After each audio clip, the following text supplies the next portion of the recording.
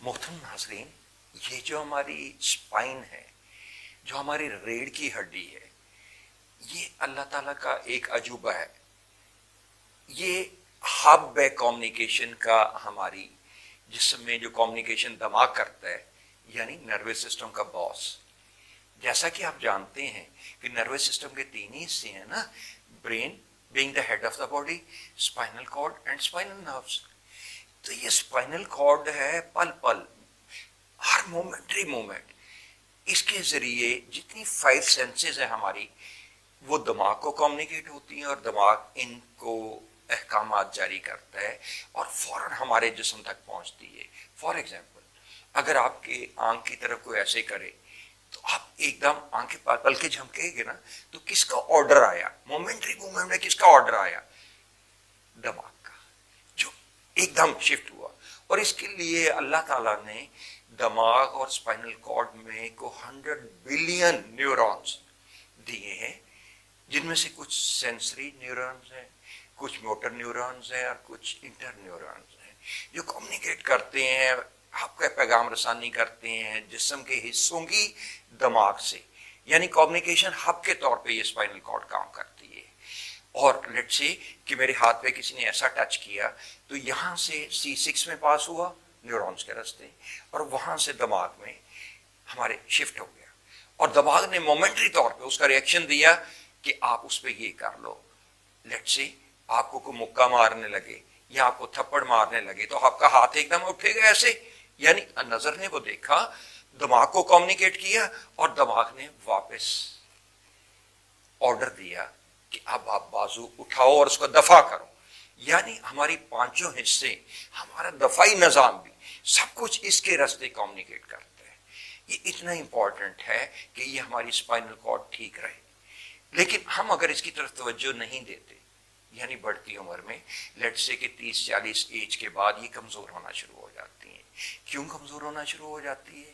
کیونکہ اس سے جو خوراک ہم کھاتے ہیں روزانہ، وہ ہی اس کی خوراک بنتی ہے. بلڈ کے راستے جب ہڈیوں میں ٹریول کرتی ہے، لیٹ سے ہماری بونز تمام تر 7 چیزوں پہ مشتمل ہے، جیسا کہ آپ چارٹ پہ دیکھ رہے ہیں. Calcium, vitamin D, magnesium, phosphorus, silicone, copper and fluoride. اور ان میں سے کچھ چیزیں ریئیکشن سے ابزارب ہوتی ہیں. لیٹ سے آپ کیلشیم جتنی مرضی لے لیں، دودھ کے ذریعے آپ لیں گے نا، ڈیری اشیاء میں زیادہ تر ہوتی ہے، کچھ اور چیزوں میں بھی ہوتی ہے. لیٹ سے ایون کھجور میں کیلشیم ہے، مختلف چیزوں میں کیلشیم ہے. لیکن اس کی ابزارپشن ہڈیوں میں ڈپینڈنٹ ہے آن وائٹامن ڈی، دیٹ از سورج کی چھاؤں سے. سورج کی چھاؤں کیسی؟ لیٹ سے جو سن ریز آتی ہیں، میں مثال آپ کی دوں گا کہ آپ کے گھر میں لان میں گھاس ہو، اس پہ آپ کپڑا پھینک دیں یا شیڈ ڈال دیں کوئی، اور اس کو کھاد پانی بھی دیتے رہیں، تو وہ سبز تو نہیں رہے گا نا. وہ سبز اس لیے نہیں رہے گا کہ وہ جو ریئیکشن چاہیے تھا سن ریز کے ساتھ وہ نہیں ہو پایا. اسی طرح ہماری بونز کیلشیم نہیں لے پاتی، ہڈیوں میں ابزارب نہیں ہو پاتی، تو پھر یہ کہاں جاتی ہے؟ اگر وائٹامن ڈی کم ہو، اس کے ساتھ ریئیکٹ نہ کر پائے، تو پھر یہ کہاں جائے گی؟ ادھر یہ پیشاب کے راستے خارج ہو جائے گی، یا آپ کے کڈنیز میں وغیرہ میں سٹون بنائے گی، یا آپ کی آرٹریز کو کیلشیمائز کرے گی. تو میں یہ کہہ رہا تھا کہ ہماری اسپائنل کارڈ جو ہب ہے کمیونیکیشن کا، ہماری پانچوں حصوں کا، جیسے ہم ایج میں بڑھتے ہیں اس میں تھوڑا سا پرابلم آنے لگتا ہے. یعنی کچھ چیزیں کم ہونے لگتی ہیں کئی وجوہات کی بنا پہ. میں وجوہات میں جانے کے بجائے اس کو دیکھ بھال کے طریقوں پہ زیادہ زور دوں گا. اور جب یہ کمزور ہونے لگتی ہے، اس میں اسپائنل ڈیجنریٹو چینجز آنے لگتی ہیں، جیسے آپ چارٹ پہ دیکھ رہے ہیں کہ یہ مختلف ہیں، جس میں ہماری ہڈیاں کمزور ہونے لگتی ہیں، ورٹیبرس کے درمیان گیپ کم ہونے لگتا ہے، ان میں سپرس بننے لگتی ہیں، اور وہ ویک ہو جاتی ہے الٹیمیٹلی. تو پھر اس میں جو درمیان میں ڈسکیں ہیں، اس کے ہر 2 ورٹیبرس کے درمیان میں ڈسکیں ہیں نا، جیسا کہ آپ جانتے ہوں گے آپ کی گاڑی کے 4 شاک ابزاربر ہیں، لیکن اللہ تعالیٰ نے ہمیں ڈسکوں کی صورت میں between every 2 vertebrae accept the first 2 that is C1 and C2، باقی سب کے درمیان ڈسکیں عطا کی ہیں، اور 23 شاک ابزاربر ڈسکوں کی صورت میں ہمیں عطا کی ہیں کہ ہم لچک پیدا کر سکیں، ایسے کر سکیں، ایسے کر سکیں، آگے جھک سکیں، جیسے مرضی کر سکیں. تو جب یہ بونز ویک ہوتی ہیں، اسپیشلی اسپائنل کارڈ ویک ہوتی ہے، تو اس صورت میں ان پہ دباؤ بڑھنے لگتا ہے ڈسکوں پہ، اور کچھ صورتوں میں جب کھنچاؤ یا وزن اٹھانے کا یا جھٹکا لگنے کا پرابلم ہوگا تو اس صورت میں یہ آپ گر جائیں گے، تو اس صورت میں پھر یہ ڈسکیں بلج ہونے لگتی ہیں۔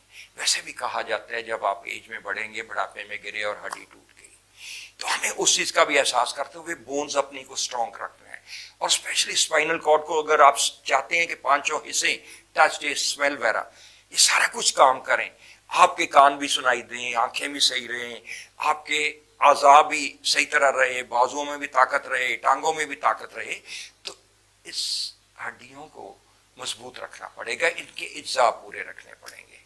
تو اس میں پہلا مشورہ میرا یہ ہے کہ ہر 4 مہینے بعد وائٹامن ڈی اور کیلشیم کا منیمم یا اس کے جزیات جو ہیں میں نے ابھی اسپیسیفائی کیے ان کا ٹیسٹ کرا لیا کریں 4 مہینے بعد۔ کیوں؟ کیونکہ بلڈ کی ریڈ بلڈ سیلز کی لائف ٹوٹل 120 ڈیز ہے، اور بچے میں بھی بوڑھے میں بھی یہ روزانہ ریپلیس ہوتے رہتے ہیں 1% میں، اور 120 ڈیز میں مکمل طور پہ ریپلیس ہو جاتا ہے بلڈ۔ اسی طرح وائٹ سیلز کی لیٹ سے 30 آورز ہے، اسکن سیلز کی 19 ڈیز ہے، کڈنی سیل کی 21 ڈیز، لائک اینڈ سو آن، سوائے نرو سیلز کے جو تازندگی ہیں، اور ان میں کمزوری جب آتی ہے تو یہ ان کی ریپلیسمنٹ نہیں ہے، ان کے سیلز ریپلیسمنٹ نہیں ہے، لیکن باقی ساری چیزیں ریپلیسمنٹ ہو جاتی ہیں۔ تو میں یہ گزارش کر رہا تھا کہ ان ہڈیوں کو مضبوط رکھنے کے لیے اگر آپ نہیں رکھیں گے کیا آئے گا؟ لیٹ سی آپ کی آنکھیں بڑھاپے میں کمزور ہونے لگتی ہیں، آپ کے بازو کام نہیں کرتے، آپ کو سانس چڑھنے لگتا ہے، کھانسی بار بار آتی ہے، کہاں سے پرابلم شروع کرتے ہوتا ہے؟ لیٹ سے اگر C5 C6 جیسا کہ آپ چارٹ پہ دیکھ رہے ہیں اس میں پرابلم آئے گا تو آپ کا گلا بھی خراب ہوگا، گلے کی گلینڈز بھی خراب ہو جائیں گے، اور C6 سے آپ کے اگر دباؤ آئے گا ڈسک بلج ہو جائے گی، ڈسپٹوین ہو جائے گی، تو اس میں آپ بازوؤں میں طاقت کم ہو جائے گی، بازو وہ کام نہیں کر سکیں گے، اور ہڈیاں آہستہ آہستہ کمزور ہونے سے یہ ڈسکیں جب بلج ہوں گی تو پھر ہاتھ کی گرپ بھی کمزور ہوتی جائے گی اور بازو میں طاقت بھی کمزور ہوتی جائے گی۔ اسی طرح آپ کے L4-5 میں اگر مسئلہ آتا ہے تو اس سے آپ کی ٹانگوں اور کمر کا ایریا متاثر ہوگا، جیسا کہ آپ چارٹ پہ دیکھ رہے ہیں، آپ کو شیٹک نس پریس ہو سکتی ہے، کمپریشن آنے کی صورت میں آپ لنگڑا کے چلیں گے، تکلیف میں چلیں گے، دقت ہو جائے گی چلنے میں۔ اور اگر آپ کے یہی چیز جیسے کہ سانس بڑھاپے میں چڑھتا ہے، T1 T2 کا ایریا یا تھوریسک کے ورٹیبراز یہ اسپائن کچھ حصوں میں ہے، لیٹ سے ہماری سروائکل کے گردن کے 7 مورے ہیں، اس کے بعد تھوریسک کے ورٹیبراز آتے ہیں 12، اس کے بعد لمبر کے ورٹیبراز آتے ہیں، اور پھر نیچے کچھ فکس ورٹیبراز آتے ہیں جیسا کہ آپ چارٹ پہ دیکھ رہے ہیں۔ تو ان کو مضبوط رکھنا انتہائی ضروری ہے اگر آپ 5 حصوں کو اپنی مضبوط رکھنا چاہتے ہیں۔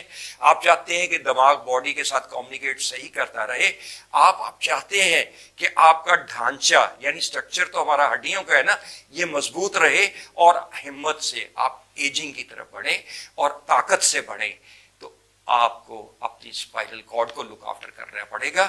اور اس میں کبھی کبھی جب ڈسکوں کا بلج آ جاتا ہے، جب اس میں پرابلم ہو جاتا ہے، تو بالکل اسی طرح جیسے آپ اپنی گاڑی کی ٹیوننگ کبھی کبھی کرانے چاہتے ہیں یا ایک فکس مائلیج کے بعد جاتے ہیں یا ہر ماہ جاتے ہیں، اسی طرح آپ کو اس کی ٹیوننگ کی بھی ضرورت پڑتی ہے جو کائروپریکٹر کرتا ہے، یعنی اس کی الائنمنٹ کرتا ہے۔ آپ کی گاڑی کی الائنمنٹ آؤٹ ہو جائے تو کیا ہو جائے گا؟ آپ کی گاڑی پل کرے گی نا، کبھی اس طرف کبھی اس طرف۔ اسی طرح جب گاڑی کو پل کرتی ہے، اسی طرح جب آپ کی اسپائنل کارڈ کی الائنمنٹ میں فرق پڑے گا تو درمیان میں ڈسکیں بلج ہو جائیں گی، پھر اس میں بھی پرابلم آنے لگے گی، آپ کا اسٹرکچر ٹیڑھا ہونے لگے گا، اسکولیسس ہونے لگے گی یعنی ہڈی ٹیڑھی ہونے لگے گی، اور پھر آپ کا جسم بھی نروز کے اسپائنل نروز کے کھنچاؤ کی وجہ سے کبھی ایک طرف پل کرے گا، کبھی ایک طرف جھکے گا، کبھی ایک طرف درد آئے گا، کبھی دوسری طرف درد آئے گا۔ تو میں اس پروگرام کو مختصر رکھتے ہوئے یہاں پہ وائنڈ اپ کرتا ہوں، لیکن میں آپ سے گزارش کروں گا کہ اس کے جزیات کا بھی ٹیسٹ کراتا رہیں اور کائروپریکٹر سے اس کی ایڈجسٹمنٹ بھی کراتے رہیں، اس کو لک آفٹر کیجئے اگر آپ اپنے 5 حصوں کو درست رکھتے ہوئے ایجنگ کی طرف بڑھنا ہے جو کہ ناگزیر ہے۔ جاوید مرزا کو اجازت دیجیے، اللہ آپ کا نگہبان ہو، اللہ ہمیشہ آپ کو صحت مند رکھے، اللہ